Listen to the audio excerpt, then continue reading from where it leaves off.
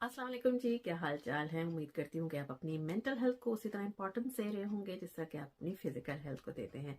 जी, मुझे तहमीना खटक कहते हैं और मैं आपके साथ मुख्तलिफ किस्म की मेंटल हेल्थ के हवाले से वीडियोस शेयर कर दे देती हूँ, जिसमें मुख्तलिफ टिप्स और टेक्निक्स होती हैं जिन्हें यूज़ करके आप अपनी डेली लाइफ में आने वाले कुछ भी छोटे मोटे जो प्रॉब्लम्स हैं उन्हें हल कर सकते हैं। आप मुझे अपना काइंडली फीडबैक देते रहिए और मैं उसी फीडबैक के हवाले से मुख्तलिफ किस्म की आपके साथ वीडियोस शेयर करती रहूँगी। काइंडली मेरा चैनल सब्सक्राइब कर दीजिए और इसे लाइक और शेयर ज़रूर कीजिए ताकि मुख्तलिफ लोगों तक ये मालूमात जो हैं वो पहुंचाई जा सके। तो आज की वीडियो भी हम असर्टिवनेस के हवाले से शेयर करते हैं कि असर्टिवनेस है क्या। बेसिकली असर्टिवनेस को हम कह सकते हैं कि एक ये रिस्पेक्टफुल मैनर्स के तरीके से और एक कॉन्फिडेंट तरीके से आप अपनी बात और अपनी बिलीव्स, अपनी फीलिंग्स कम्युनिकेट कर सकते हैं, दूसरे तक पहुंचा सकते हैं।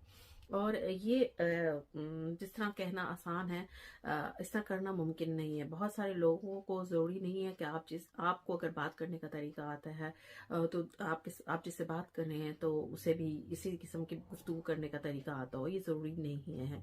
तो हमने आज की वीडियो में देखना है कि कौन से ऐसी टिप्स हैं या टेक्निक्स आप कह सकते हैं कुछ, जिनको फॉलो करके हम अपने आप को ऑन द स्पॉट, या अगर कोई कॉन्फ्लिक्ट हो रहा है, कोई ऐसी डिफिकल्ट सिचुएशन है, किसी स्ट्रेसफुल सिचुएशन में आप फंस गए हैं, तो उसमें किस तरीके से आप अपने आप को असर्टिव वे में आप अपनी बात को भी कन्वे कर सकें और अपनी इस जो स्ट्रेसफुल सिचुएशन है उससे खुद को निजात भी दे सकें। तो हम बात कर रहे थे कि स्ट्रेसफुल कंडीशन में क्या होता है। स्ट्रेसफुल कंडीशन में आपके साथ क्या क्या मामला पेश आते हैं वो आपको जैसे कि कहीं अगर आप दो लोग बात कर रहे हैं ऑफिस में या किसी भी वर्क सिचुएशन में, आपको ऐसे प्रॉब्लम पेश आ जाती है कि आप बात करें लेकिन अगला बंदा बहुत ही गुस्से में या आपसे रूड तरीके से या गुस्से में बात करता है, वो आपकी बात को नहीं समझ पाता, तो उस सूरत में अचानक वो आप पर चिल्लाता है, तो आप उस सूरत में एकदम कुछ भी नहीं कर सकते और बाद में आपको अफसोस होता है कि काश मैं उस वक्त इस तरह कर लेता, काश मैं इस तरह बिहेव कर लेता, काश मैं इसको इस तरह कह देता, काश मैं इस तरह अपनी गुफ्तगू करता। लेकिन वो बात का टाइम होता है, गुजर चुकी होती है बात, लेकिन बाद में आप बहुत कुढ़ते रहते हैं।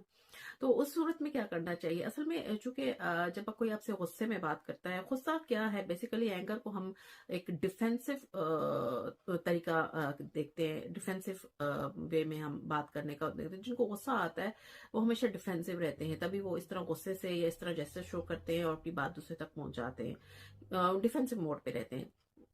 जबकि assertive mode is totally different है। वो एक रिस्पेक्टफुल तरीके से, एक कॉन्फिडेंट तरीके से अपनी बात को, अपनी बिलीव्स को, अपनी फीलिंग्स को दूसरे तक लेके पहुंचना है। जब आपसे कोई एकदम अचानक भड़क जाता है और गुस्से में बात करता है तो उस वक्त आपका बिल्कुल दिमाग काम करना छोड़ देता है। ये एक जारी बात है, फिजिकल मैकेनिज्म होता है कि जो कि सदियों से हमारे साथ चला आ रहा है, जैसे फ्लाइट एंड फाइट में मोड में बॉडी चली जाती है। जारी बात है कि हमारे लिम्स तक जब ब्लड हमारा सर्कुलेट करता है और हार्ट हमारा पंपिंग करता है, पल्पिटेट करना शुरू कर देता है, हमारा बीपी हाई हो जाता है, जारी बात है। और हमारी जो जो हमारे मैसेज है वो हमारे लिम्ब तक पहुंचते हैं कि भाई या तो अभी भाग जाओ या फिर बैठ के डट के मुकाबला करो। ये सिचुएशन ये डिसाइड करता है, हमारा दिमाग, ये सिग्नल्स पहुंचते हैं हमें और हम इस सिचुएशन में आ जाते हैं। तो आपने देखा कि उस वक्त हमारी जो ब्रीदिंग है वो भी बहुत शार्प हो जाती है और ये सिर्फ इसलिए होता है कि हमारे ब्रेन जो है वो काम करने लग पड़ता है। ब्रेन काम करने लग पड़ता है, उसको मैसेज पहुंचता है कि या तो आपने रिस्पॉन्ड करना है, ठीक है, रिस्पॉन्ड इस सिचुएशन में करना है कि या तो आप भाग जाओ फौरन और या फिर बैठो और इन चीजों को सॉल्व करो, इस मसले को सुलझाओ। इस सूरत में हम क्या कह सकते हैं कि हमने सबसे पहले अपने आप को काम करना है कि इस सूरत में जो स्ट्रेसफुल सिचुएशन आ गई है इसमें हम किस तरीके से अपने आप को काम कर सकें।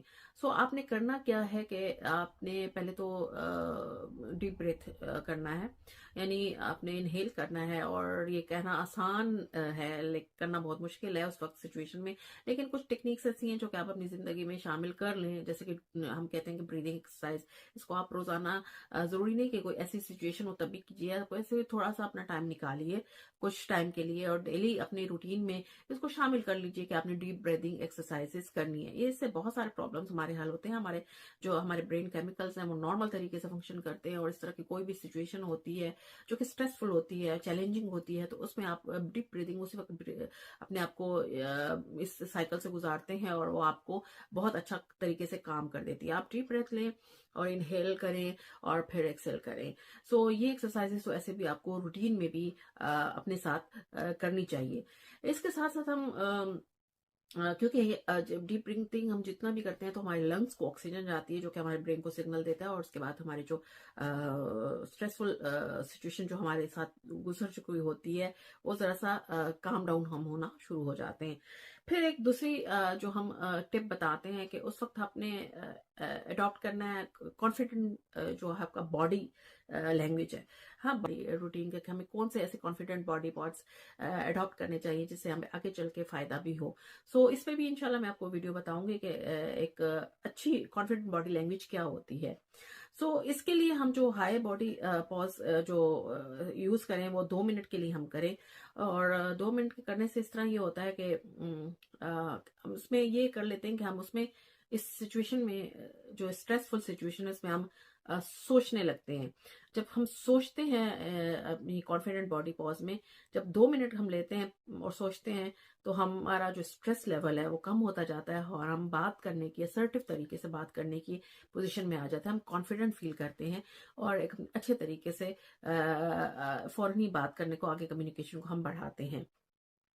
इसके अलावा जो तीसरी मैं टिप कह सकती हूँ कि वो है बी प्रिपेयर्ड। अब ये बी प्रिपेयर्ड में आप को जब पता है कि गुफ्तगू की कन्वर्सेशन जब होती है किसी भी बंदे से, तो आप रिएक्ट करते हैं। आपको अगर ये अपनी खामी के बारे में इसका अंदाजा है तो आप पहले से प्रैक्टिस कीजिए, अपने कुछ वर्ड्स हैं उनके साथ रिहर्सल कीजिए।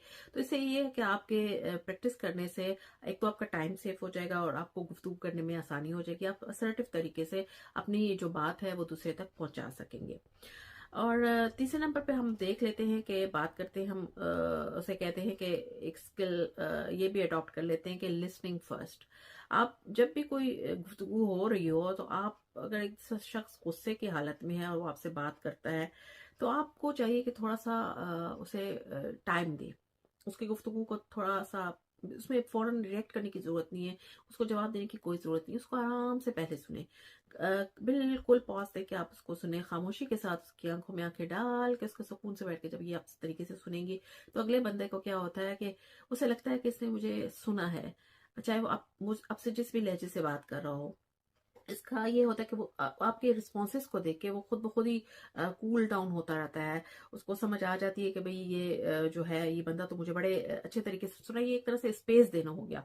आप जब उसको स्पेस देते हो तो वो खुद ब खुद ही आपके साथ आपके लेवल पे आ जाता है और बात को बड़े आराम और सुकून से फिर अपने करने लगता है। और आपकी बात, जब आपके बात करने की बारी आती है, तो फिर आपकी बात को बहुत उसी तरीके से काम और सुकून से सुनता है जिस तरह उसने अपनी बात आप तक पहुंचाई होती है। नंबर पे हम कह सकते हैं कि गेट योर की मैसेज इन योर माइंड। अब ये की मैसेज क्या है, जब आप फ्लाइट एंड फाइट रिस्पॉन्सेस में जब आपकी बॉडी होती है, तो आपको अपने आप को एक मैसेज देना होता है कि भाई आपकी भी कोई राय है, आप भी कोई ओपिनियन रखते हैं। सो उस हालत में आप अपनी उस राय को, ओपिनियन को जो है अपने दिमाग को मैसेज के जरिए उसको पहुंचाएं। जब आप इस तरह मैसेज देंगे तो जो आप एक्चुअली उस वक्त सोच रहे होंगे वो बात उसको आराम से आप बयान कर सकेंगे, उससे कम्युनिकेट कर सकेंगे, बजाय ये कि आप भी रिएक्ट करें, गुस्से में आए, उससे बात को आप अपने ओपिनियन को आराम से उससे पहुंचा सकेंगे।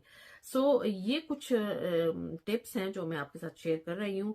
एक टिप्स में हम ये भी कहते हैं कि भाई आप पहले से रीराइट कर लें, यानी पहले से आप अपनी जो भी गुफ्तगू आपके साथ, अगर आप आप किसी इंडिविजुअल से मिल रहे हैं और आप उससे पहले भी मिल चुके हैं और आपको पता है कि उसकी गुफ्तगू इसी तरह जराना होती है और वो हमेशा डिफेंसिव मोड में होता है और एंगरली आपसे गुफ्तगू करता है, सो आप पहले से अपनी कुछ गुफ्तगू का जो आपसे कहना चाहते हैं, जो आपसे उसे मैसेज कन्वे करना चाहते हैं, और बगैर फ्रस्ट्रेटेड हुए वो आप उससे आराम से वो अपनी गुफ्तगू को लिखिए। रीराइट करने से आपको ये है कि ज़ाहिर बात है थोड़ी प्रैक्टिस हो जाती है और आप आराम से, आपका टाइम भी जो है बच जाता है और आराम से आप अपने मैसेज को कन्वे कर सकते हैं। आपको ज़ाहिरी बात है अपने दिमाग को जो है, अपने ब्रेन को रिट्रेन भी करना होता है। ये डिफ़िकल्ट जर्नी है, ये कोई आसान नहीं है कि आप एक ही दफ़ा में ये तमाम असर्टिवनेस स्किल्स जो है आप आ जाएँ आप और आप इसे आप आज़माना शुरू कर दें। ये थोड़ा-सा प्रैक्टिस का काम है। आप इसको जब प्रैक्टिस करते रहें, इन स्किल्स को थोड़ा बहुत अपने ऊपर अप्लाई करेंगे, तो यकीनी तौर पर ये प्रैक्टिस करने से आपको एक वक़्त में बहुत अच्छी तरीके से गुफ्तगू करने का तरीका आ जाएगा और आप अपनी बात को बगैर किसी रिएक्ट करने के आप बहुत तरीके से, बहुत मैनर्स के साथ, बहुत रिस्पेक्टफुल मैनर्स के साथ दूसरे तक पहुंचा देंगे। ये एक तरह से सफ़र है कन्वर्सेशन की, गुफ्तगू करने का किसी भी ऐसी स्ट्रेसफुल और चैलेंजिंग सिचुएशन में। कुछ आज मैंने आपके साथ ये टिप्स आप कह सकते हैं मैंने शेयर की। उम्मीद है कि आपको ये वीडियो पसंद आई होगी। अगर पसंद आई है तो काइंडली इसको सब्सक्राइब जरूर कीजिए चैनल को, और इसे लाइक भी कीजिए वीडियो को, और काइंडली इसको शेयर भी कर दीजिए। सब्सक्राइब करने से ये होगा कि आपको मेरी आने वाली नई वीडियो के बारे में मुकम्मल जो है वक्त से पहले ही आपको आगाही हो जाएगी और आप इसको देख सकेंगे। मुझे थैंक यू सो मच आपका, और इंशाल्लाह मुलाकात होगी अगली वीडियो में।